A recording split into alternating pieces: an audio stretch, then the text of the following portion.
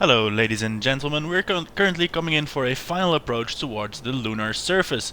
Please remain seated, keep your arms and legs inside the vehicle until we have come to a complete stop. This is episode 50 of KSP to Mars. The planet in question is not a planet, nor is it red, it is of course the moon. That whole bit about remaining seated, of course pure nonsense, as you're all computer programs. Remain in your chips, there is no reason to panic. We have 1200 meters per second to go before we are at a horizontal rest.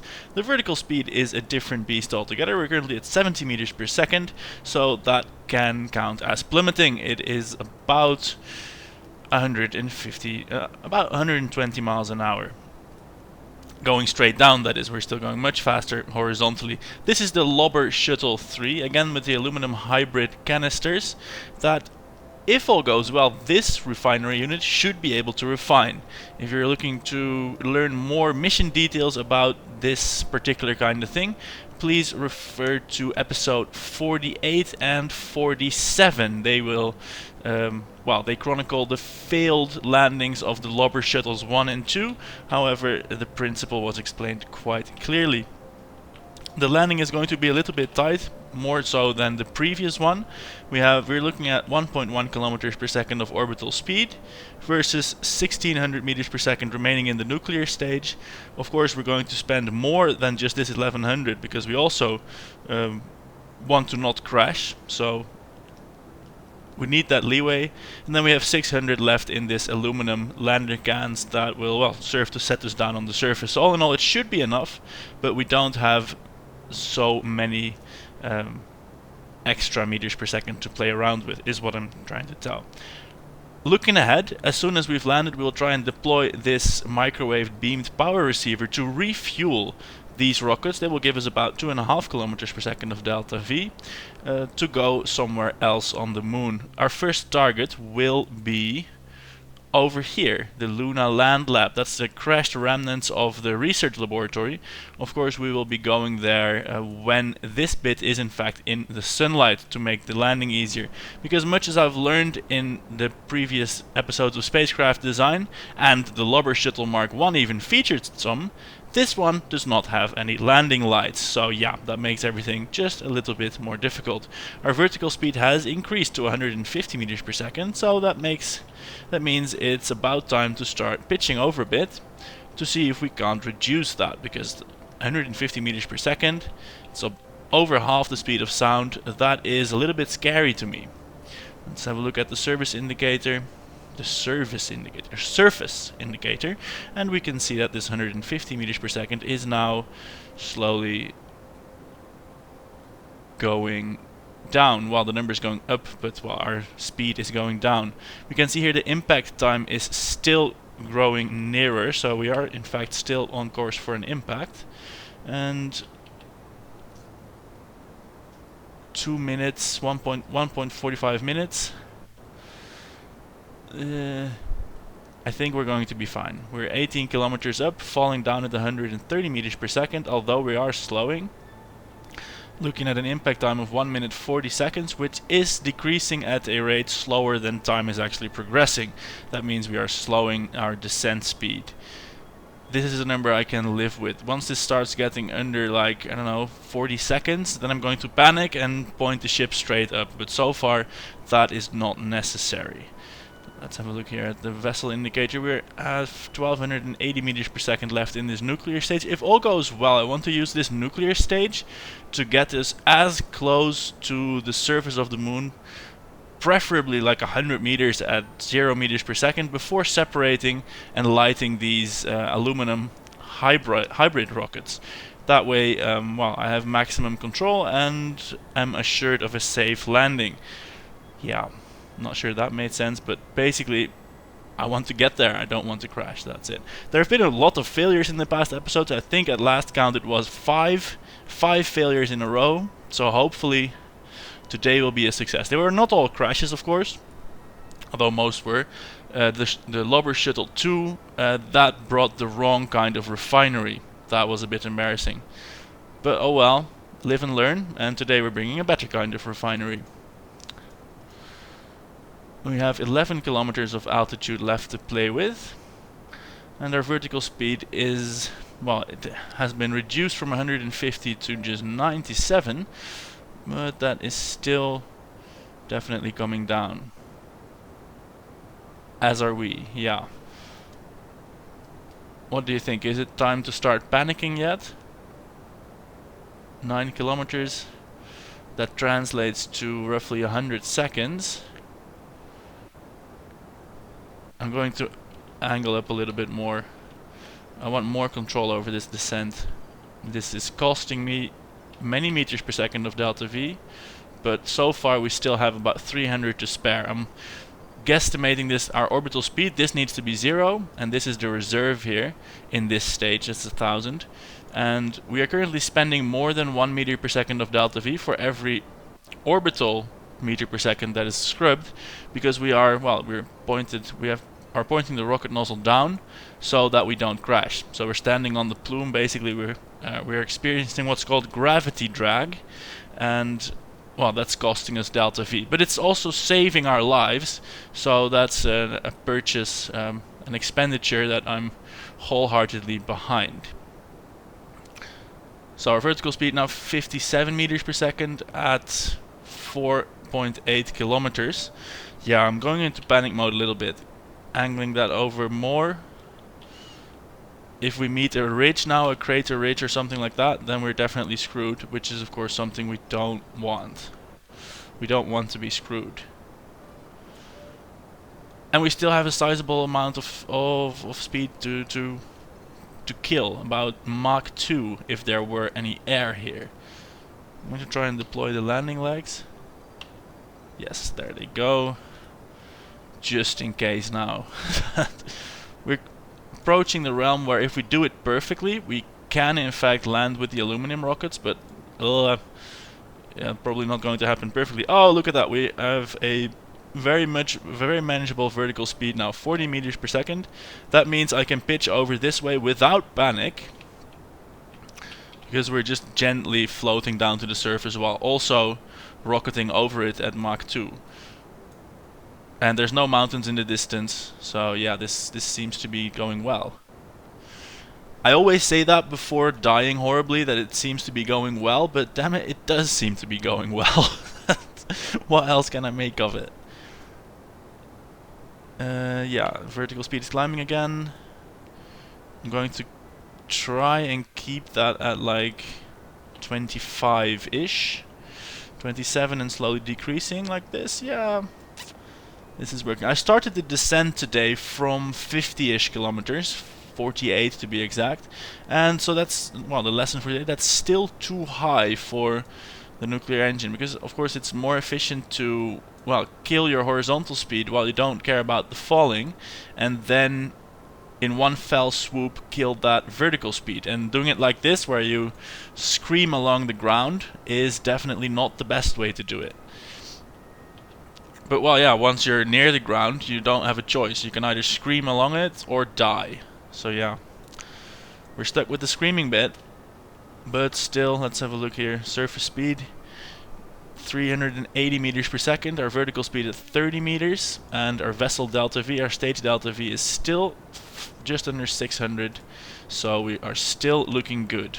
Of course, after that 600, we have another 600 in the aluminum hybrid rocket. So really nothing to worry about. All that we have to worry about is not crashing and dying. And while I've been talking, that is threatening to happen, with a vertical speed now of 30 plus meters per second at an altitude of just 2 kilometers.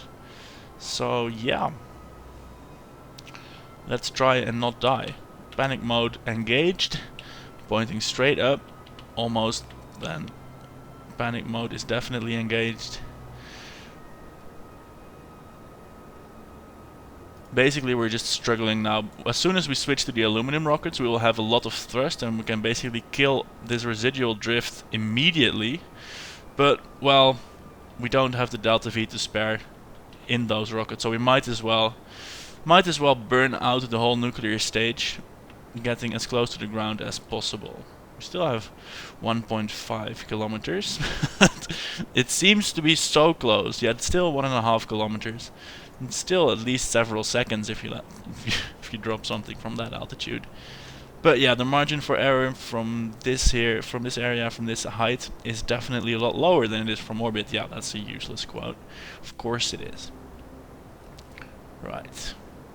Let's distract us by doing science. Yeah!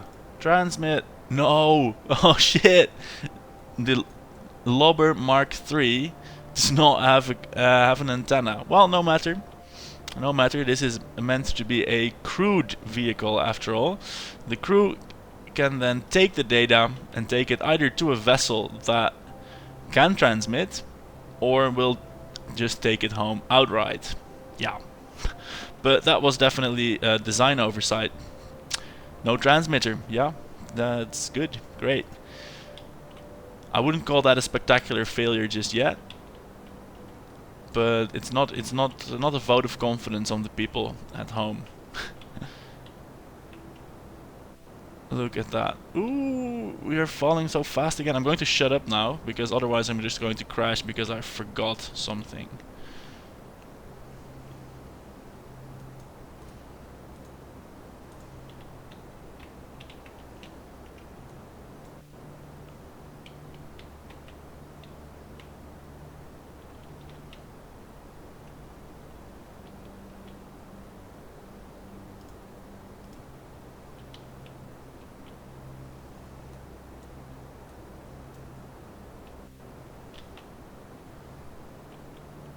Almost. Panic mode has been disengaged. We're at 4 meters per second of horizontal velocity. And that is, well, altogether reasonable. Just going to pitch over completely just to kill the remainder of that horizontal velocity to just 10 meters per second now. And that means we are at that blissful point where we can just descend on the rocket plume. Isn't that wonderful? Now, as with the last shuttle, I want to ditch this nuclear stage and then thrust upwards just ever so slightly to get away from it. Really, we don't want to land on it. We have 30 meters per second remaining in the stage, so I'm going to cut the engine. Wait until we have like 20 meters per second of horizontal speed, then punch it. Let's see, let's punch it now. Let it burn out and then get rid of it. Oh dear. This is looking all sorts of exciting and not in the nice ways. Look at that. There we have it. Ooh, this rocket is so powerful. We are immediately going up, which is of course not good. Getting a little bit of sideways velocity. Yeah, we're probably not going to land right on top of it. Look at that. Just one dab of throttle and we're flying upwards. Yeah. Not great. Also, the terrain was doing very, very spooky things when we got near to it, so I hope that we are in fact allowed to land on that safely.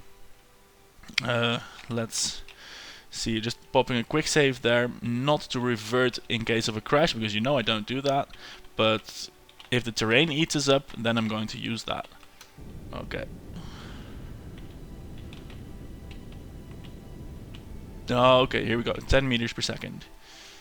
Still too much for a landing that could be called anything but soft, but there we go.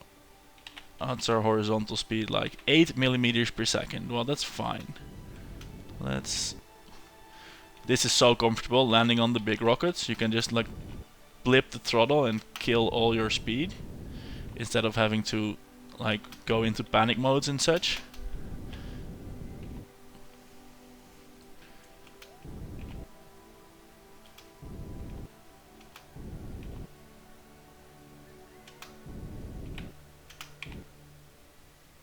Here we are, landed on the moon, just right next to the debris. Look at that, it didn't even all explode.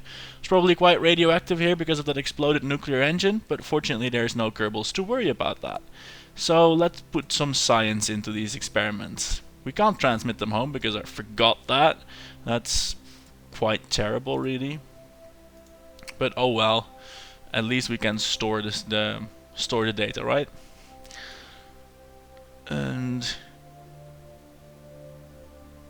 oh, I have an idea.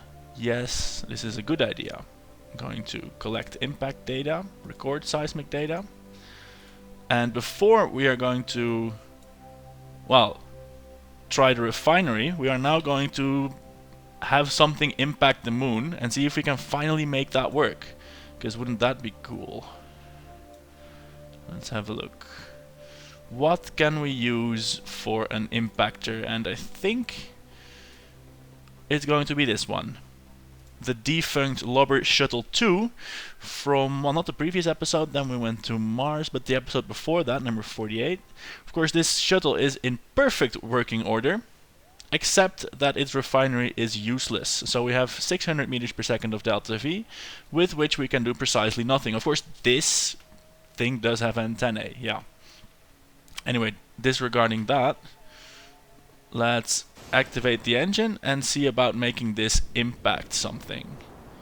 So yeah, flying like this, and after like the past 15 minutes of trying to not crash, this feels very unnatural indeed. But here goes.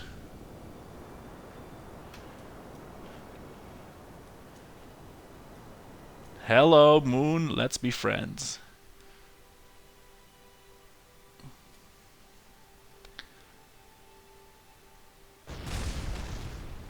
And once more, it doesn't record the impact.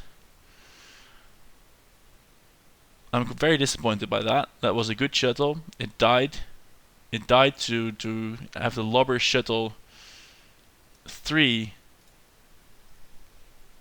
do the science. And now I don't know what is necessary to make an impactor work on the moon. I think this had all the criteria. It had a vessel. It had a controlling part. It was focused. I was focusing on the vessel. It had a different name from the vessel with the sensors on it. This is everything I can think of to make seismic experiments work.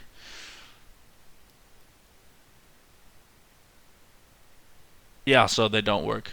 They don't work here on the moon at any rate. The conclusion has to be then that the moon is so tough that seismic waves don't travel through it. I mean, no result is a result as well, right? We're doing science, and that means that the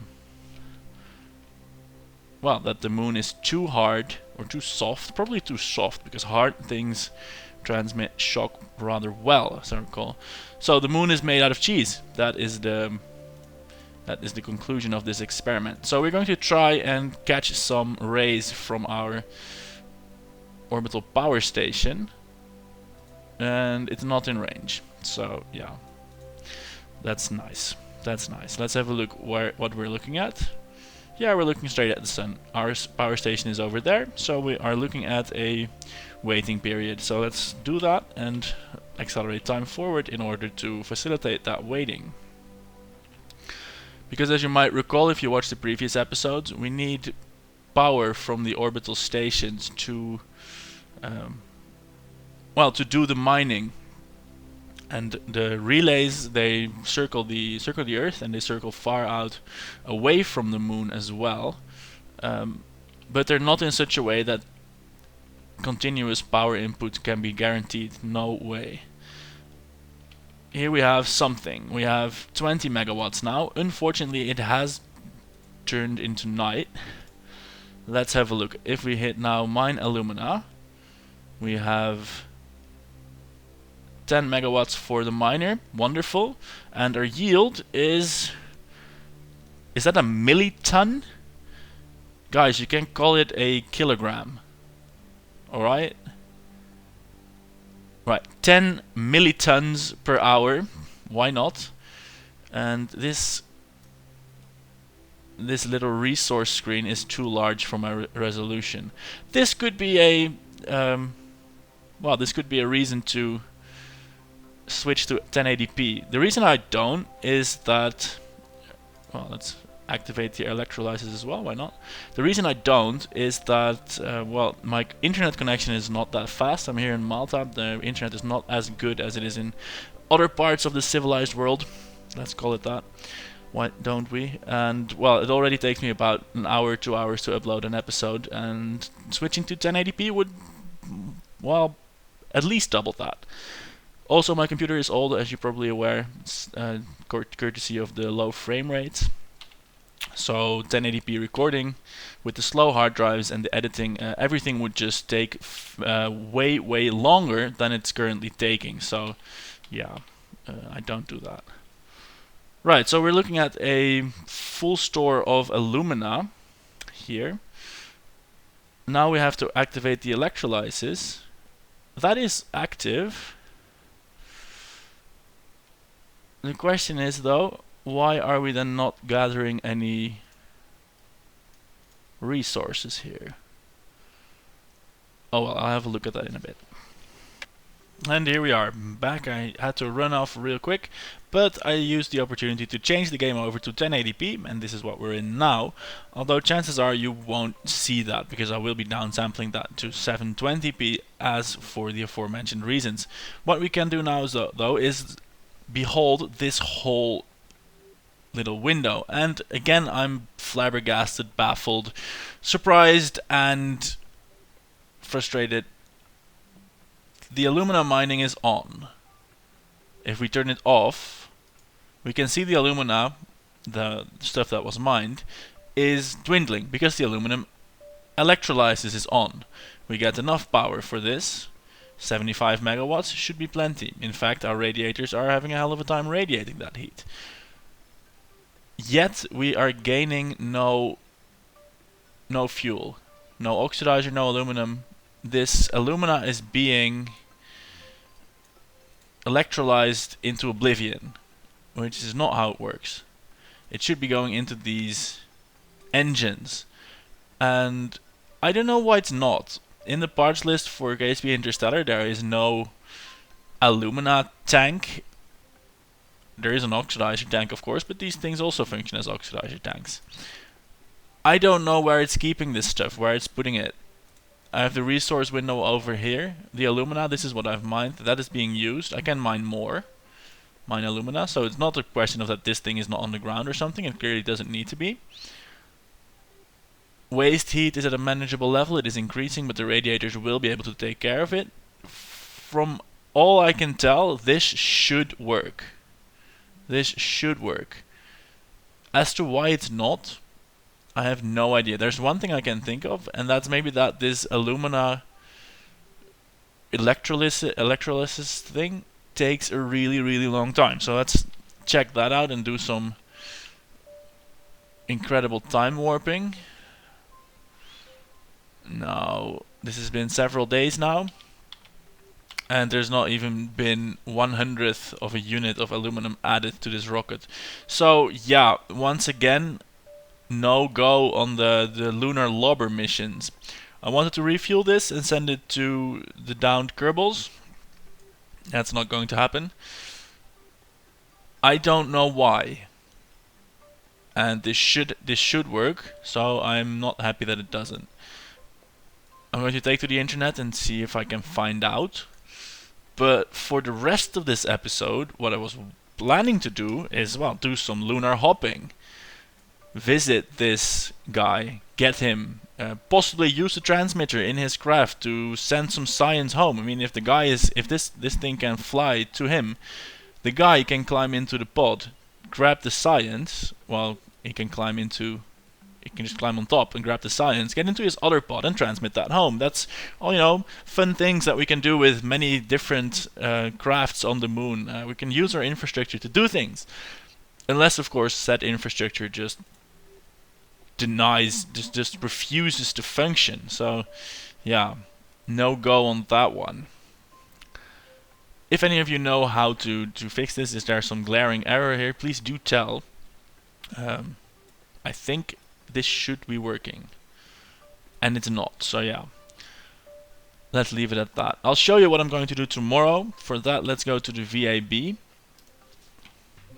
And here we are back in the VAB, and I've used the loading screen magic to reduce the fidelity to 720p again. So we are looking now at the Martian Conqueror 2, which is pretty much the same vessel as that crashed and burned on Mars yesterday. What I've changed is I've added more batteries, 4 of these babies to be exact, and I've moved the parachutes from here to here, with decouplers to release them. I know I can right click the parachutes and cut them, but with the decouplers I can release them at the same time, which I think will be a little bit more controllable. Of course, we want these decouplers to be in their own stage, not in with the rocket. Let me put them just here. Yeah, they will be detached after the heat shield. Now the plan this time around for the re-entry, for the entry into Mars' atmosphere, is to do it on the heat shield at an altitude of 60 to 70 kilometers. That'll be periapsis altitude. Very likely that we will be needing several passes to do it. That won't matter. Because these parachutes are now rear facing, we can deploy them pretty much as soon as we're slowing down on the heat shield. So that's what I'm going to do. Every little extra bit of drag will help there. And I have parachutes here as well, the radial ones mounted on the bottom there, and I was just thinking of those. I'm going to stagger them with the other parachutes. I want to use them for the same purpose, but I don't want to deploy all 4 of them at once for, well, to reduce the shock to the craft.